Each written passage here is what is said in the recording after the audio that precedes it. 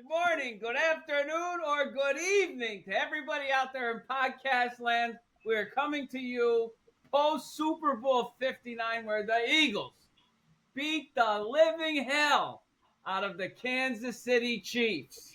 And so I just want to give you my take on the Super Bowl first, and then throw it to Rick and, of course, South Philly Lou. It was a glorious butt whooping of those Kansas City cocky Chiefs. I couldn't be happier with the results of that football game. And when Cooper DeJean picked that pass off and ran it in for a touchdown, I got a text from Rick that said, this game is over. And I didn't want to believe him, but he was right. Game over.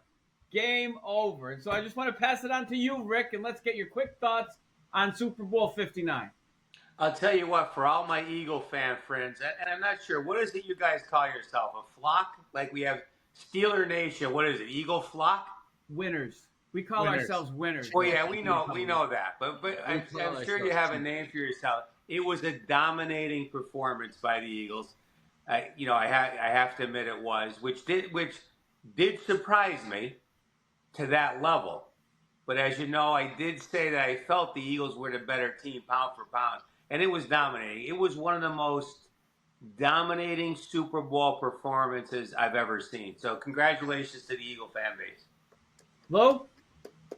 Oh, you nailed it there. I'm so glad it actually wasn't a nail biter. I really wanted to see a dominated performance like that. I'm honestly shocked because remember when we're going to go and check out some of the predictions, I actually called the defensive game.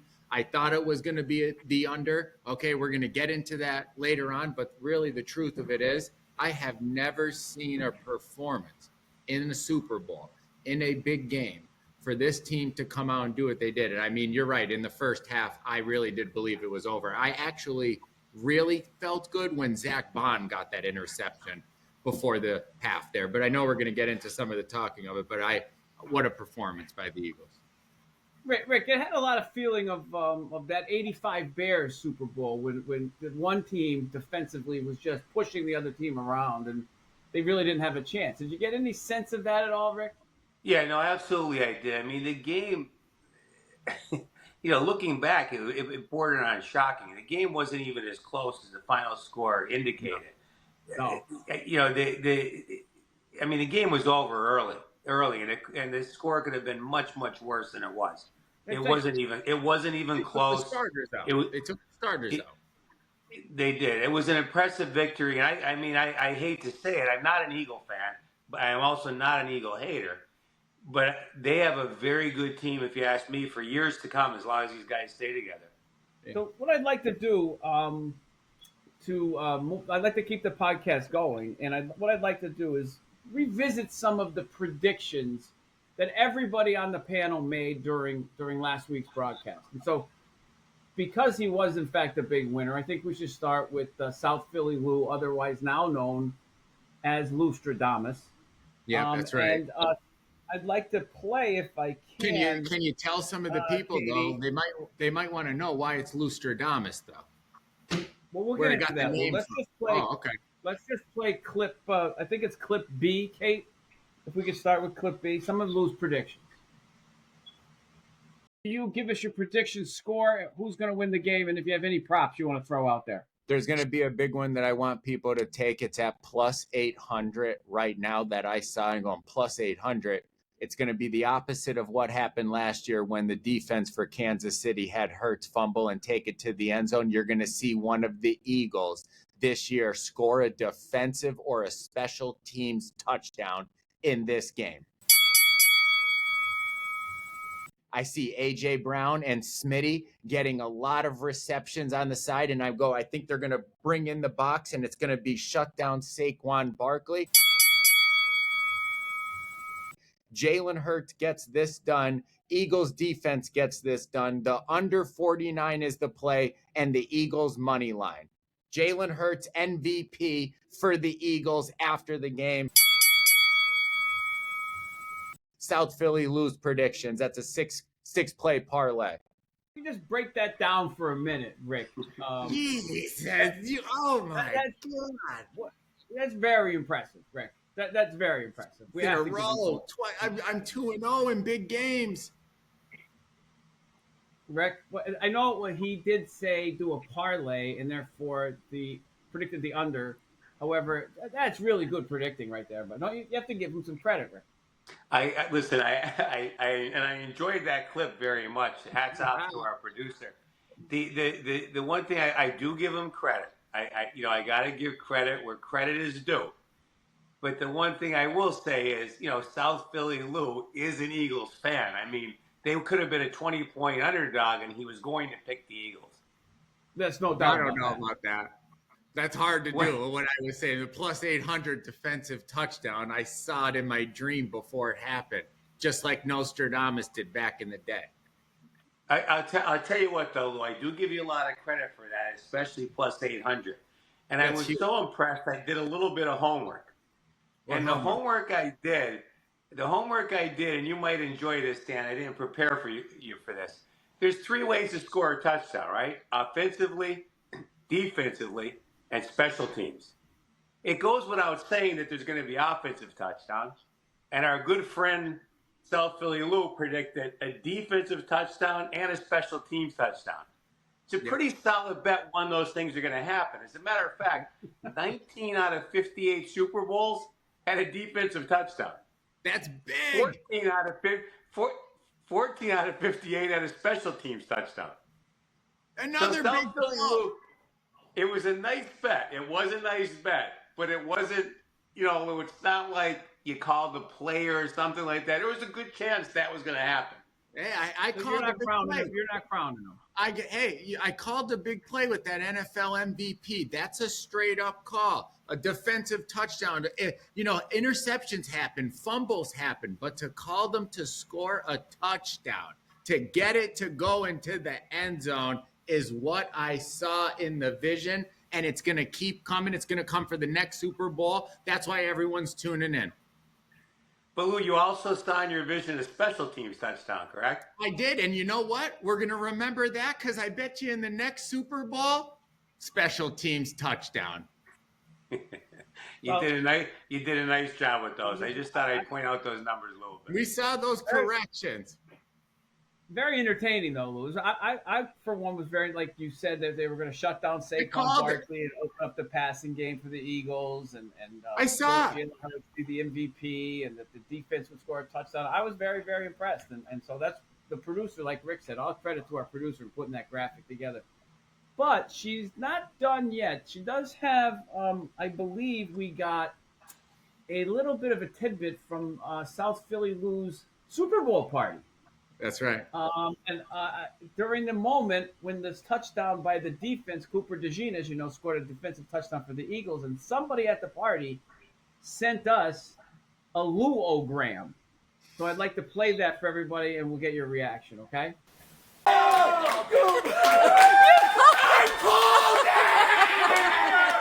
That's Lou at the Super Bowl party at the moment Cooper DeJean crosses the goal line.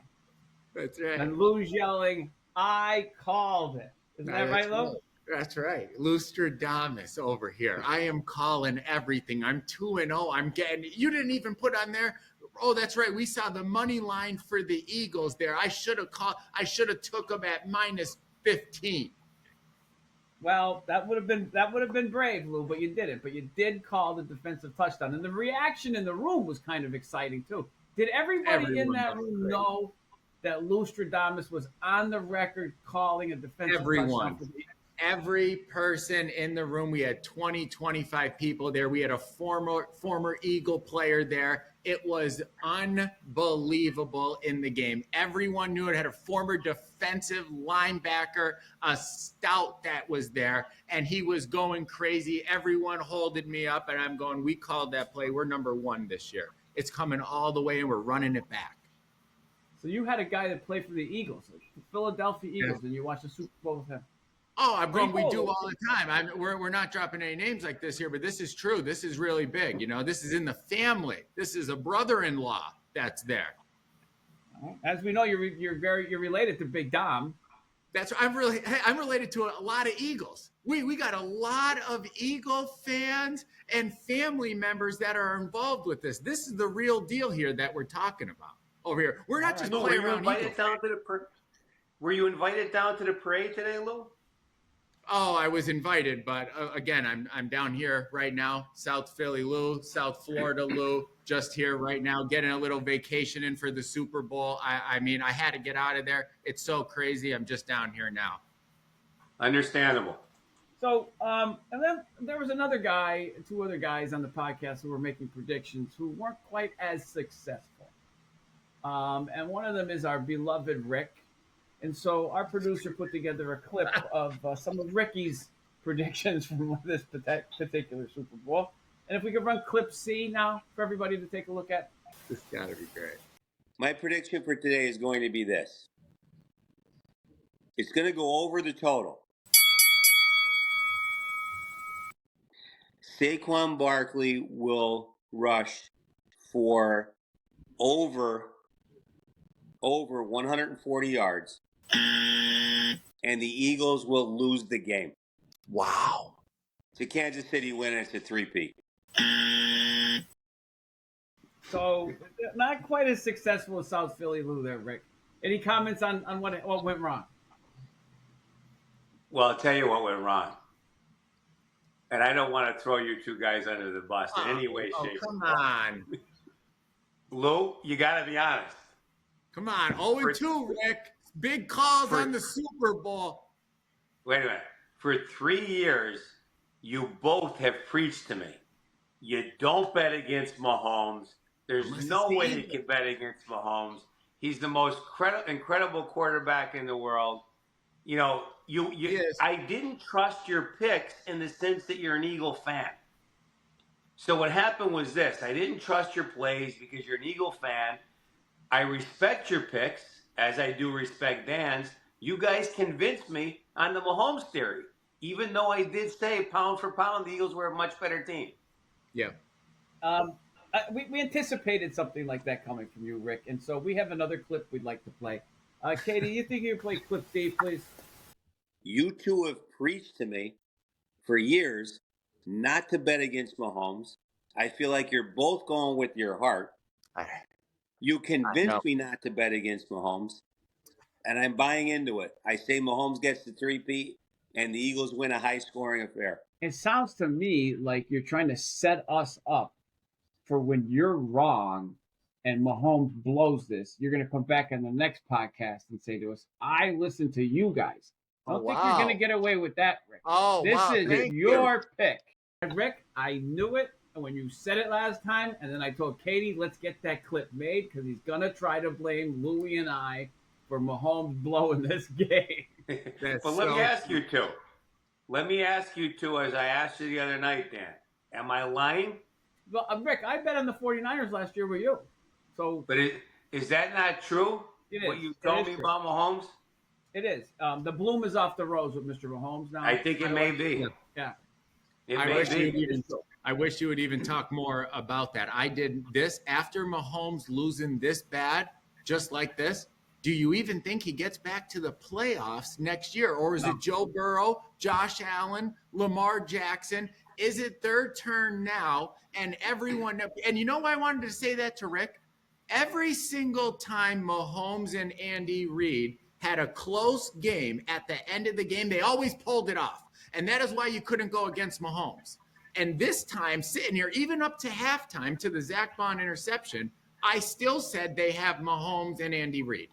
And I'm just going, I think everyone's going to see it now and know that they're really not unbeatable. They really could be beat. And I don't even see them going back to the playoffs next year. We're gonna mark that, and we'll see that by next year. I agree. They miss the playoffs next year. What I'd like to throw out to you two guys and our listeners, maybe they can comment on the comments on YouTube. Was it just a bad game for the Chiefs and a great game for the Eagles, or did the Chief dynasty take a step back? Just took a step back. I think it did. They were having trouble all year long. They were winning games in the last minute of the game against teams that they should have handled pretty easily. I can't remember someone like Denver. When Denver came in, it turned out Denver was a good team, but when they played Denver in Kansas City, Denver was like barely had a winning record, and they needed to block a last-second field goal. I think did the Steelers play them, Rick, on Christmas Day? Yeah, they beat us badly. And but the Steelers were in that game, and the Steelers, their offense was not that good. So I don't think the Chiefs are that good. I think the AFC is catching up, and as you know, I feel the AFC is overrated because I mean you never see anybody but Mahomes come out of there, and I think it's going to change. It's going to change. It's going to change. It's on the come. So let's. One last prediction from the Super Bowl, and then we got to move on to other topics, okay? So, Katie, if you want to run clip E for us, please. And I do say that my man Jalen Carter here is going to rip the hide off of Mr. Mahomes so hard, his wife is going to feel it. That is huge! I forgot about that. I predict the Eagles would win the game, but, I didn't have any of those crazy prop bets or any of that stuff like Lou. I will say.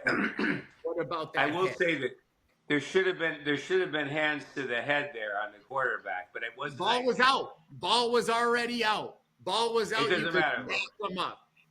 I didn't care about that at all. I just wanted to incidental hands to the face. I wanted him to get hit. So, I'd like to ask you two guys, how do you feel about this? I'm calling for right now a prediction. My prediction is the Eagles will repeat as Super Bowl champions again next year.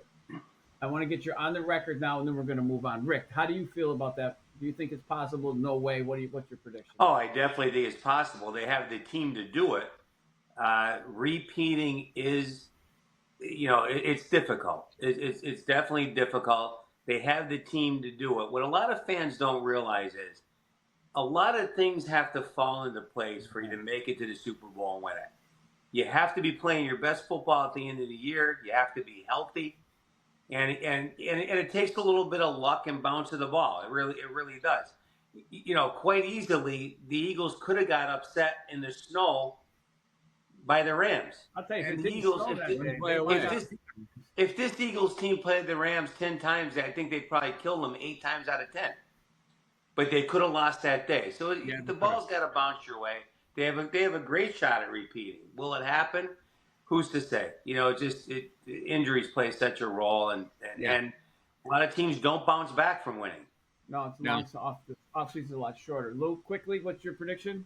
I completely trust Howie Roseman. They should have a statue of him next in Philly. I believe that they should have a statue of Howie Roseman out there for what he's done to this city, for what's going on.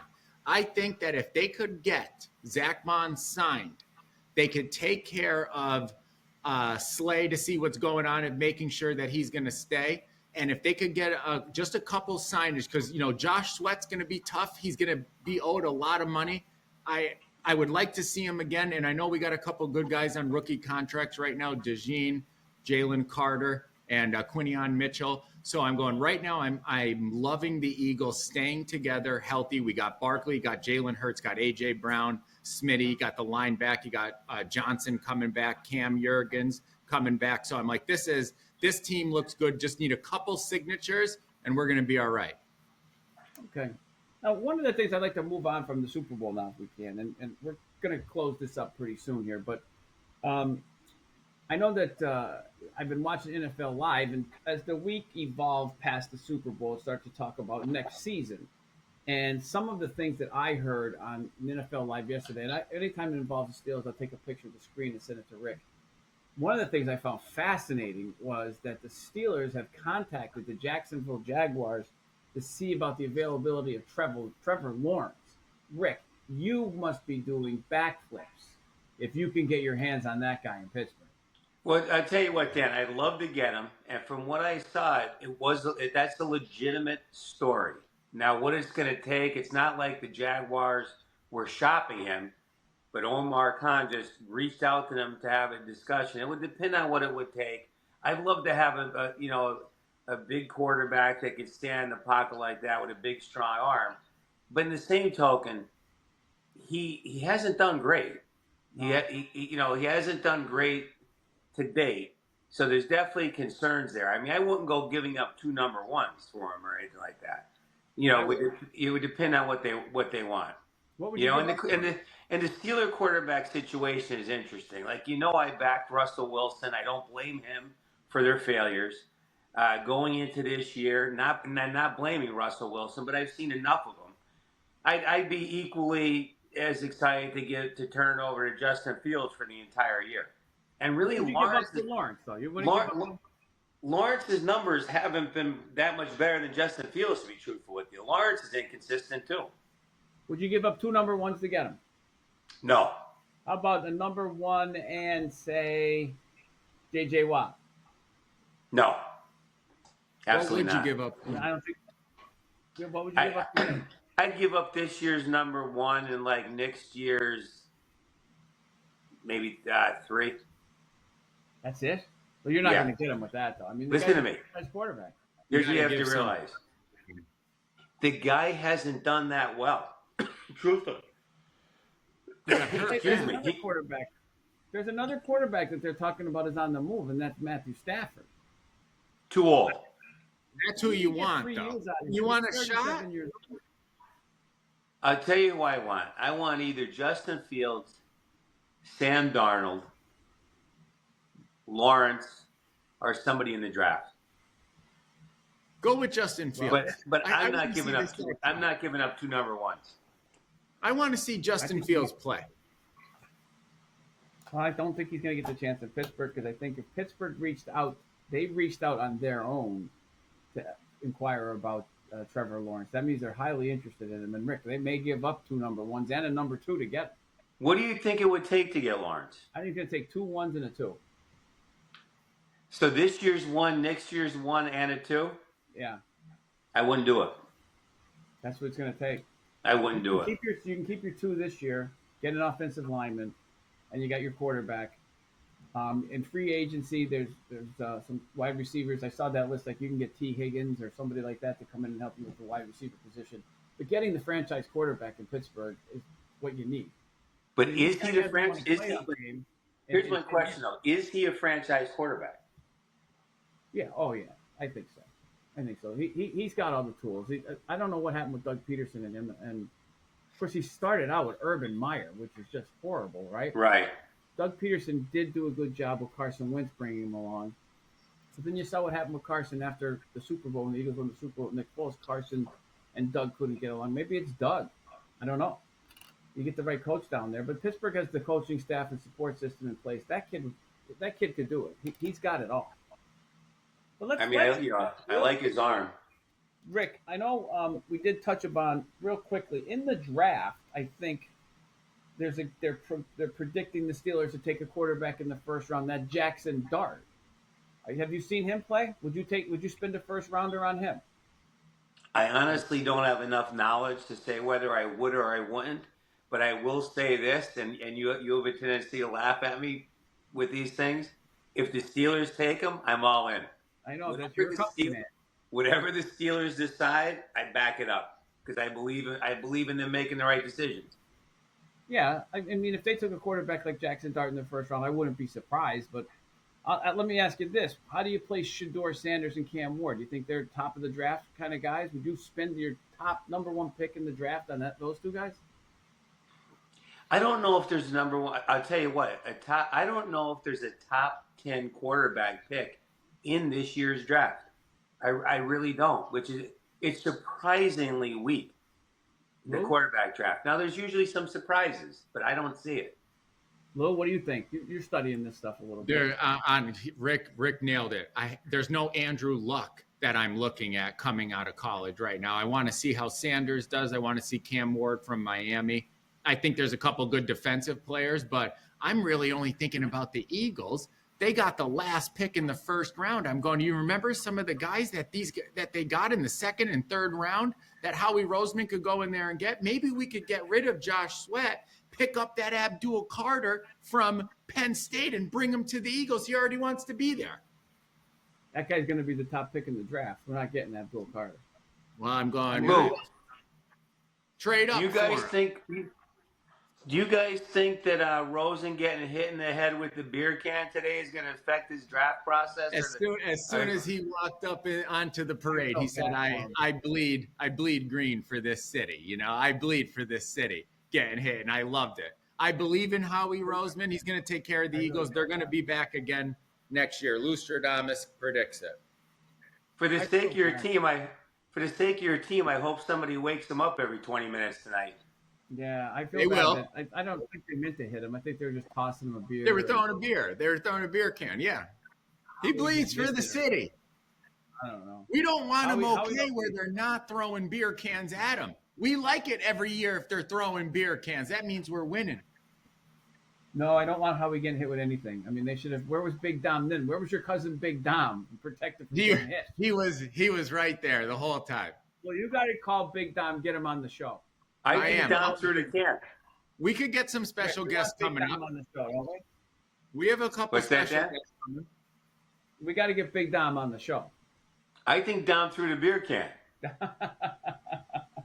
So, Rick, just we're going to wrap it up here. We're getting close to the end. I just want to make sure people out there are listening. Remember, what the next couple of months are kind of anything after the Super Bowl is kind of a drop down until you get to the NCAA tournament. You know what I mean?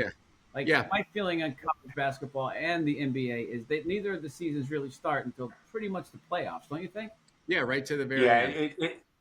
They've weakened both those regular seasons. I mean, when it comes to college basketball, not what matters besides the tournament. And we know the NBA is the same thing. The season starts when the playoffs start. I enjoy the SEC tournament, the ACC tournament, the Big Ten tournament when they have those tournament games in early March. And, some of those conference tournaments like the Atlantic Sun Division, that's really the NCAA tournament beginning because only the automatic qualifier that wins the tournament is getting in. So it's kind of like the tournament begins then. Yeah. So let's get ready for that. And maybe we can do a draft show in a couple of weeks. But in the meantime, we're gonna have to start hitting the NBA and the NCAAs in the future. So all our listeners, and of course, I want to remind everybody that the Warlock does pick college basketball games, and the Warlock was 5 for 5 last Saturday in college basketball games, and I put a $5 bet down and won $75. So we got to keep in mind now. We're going to take a look at the Warlock. We have to keep our eye on two guys, which is very exciting. It's amazing how the NFL is just taking over the sports world. We're now going to have NFL free agency coming up, which is just great to hear the rumors. Like you mentioned, the Lawrence thing. I would love to see the Steelers get Trevor Lawrence or Matthew Stafford. I don't think you want that guy that's coming out of the Jets. No, I don't want any part of him. He's got trouble written all over him. I don't want any part of him. Lou?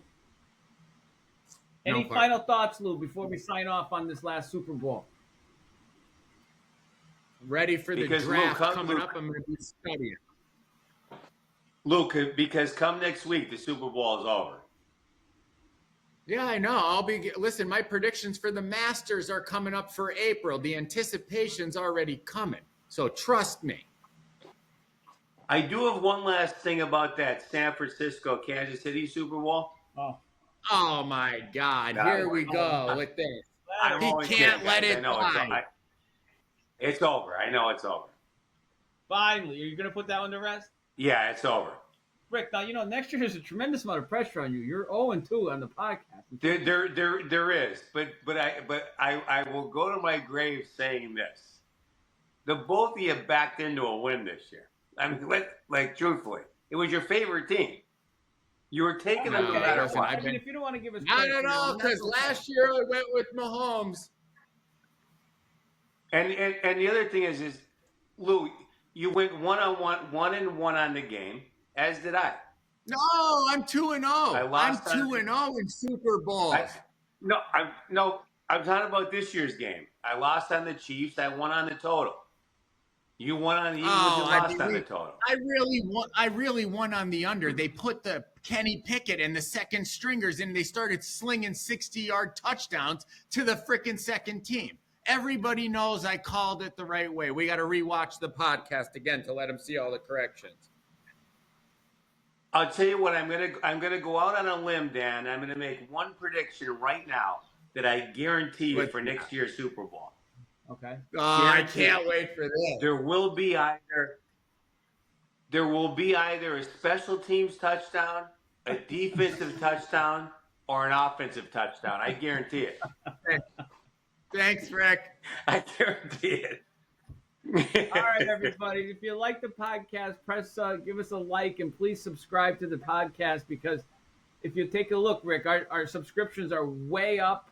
Our views are way up from where they started. We're starting to get some very funny comments. I'm sorry that Penelope, I couldn't get her on the show today. Unfortunately, Penelope's been incarcerated for that DUI that we caught her coming out of the courthouse. But on the next podcast, I'm going to see if they'll allow a phone call into the jail. We get Penelope's version of what happened in this year's Super Bowl. I'm still trying to track down Corky, the guy that stunk at the party last year. So we'll see if we can follow that up as well. But please press like and subscribe on our podcast, and we'll stay tuned. We'll get you one next week. Goodbye, everybody. Wait, Dan, before we close, all kidding aside, my hat is off to Luke. You did a great job predicting this year's Super Bowl. We're just teasing you, Luke. Great job. So much. Great job. Thanks so much. Nostradamus, get ready for the next one.